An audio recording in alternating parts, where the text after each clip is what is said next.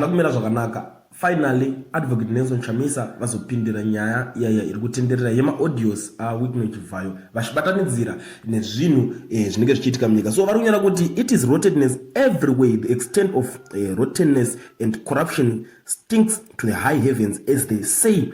A fish rots from the head.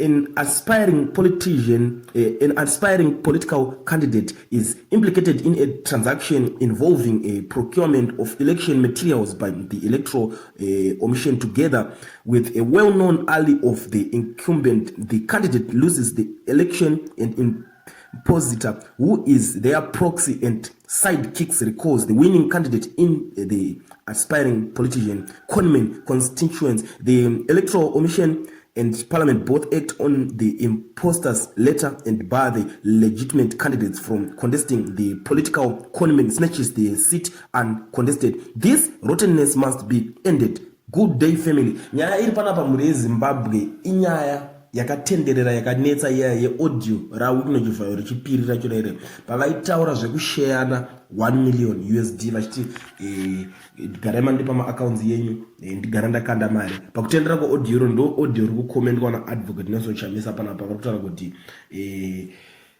umwe akuwanika ari mumadhiri momo emari akangonopuwawo seat uncontested. Mazita tichataure but chokwadi checho munjoti muri kuziva kuti ndiani munhu ari kubva ataurwa ipapo. So pari kunzi imari yacho yakabva yashairwa painzi mhomzi vaya vatonga tavapa 100,000 yavo. Ndo nyaya iri kutenderera, nyaya iri kupisa panapa. Iri kunzi pama-elections paya pakatorwa dhiri remari. Ndo mabudiro ari kuita zvinhu. Nyangwe zvazvo vanhu veZANU-PF vazhinji vari kuzviramba, vari kuzotaurwa vamwe vacho vachiti Chivayo ngaarege kutamba nemasitevani makuru.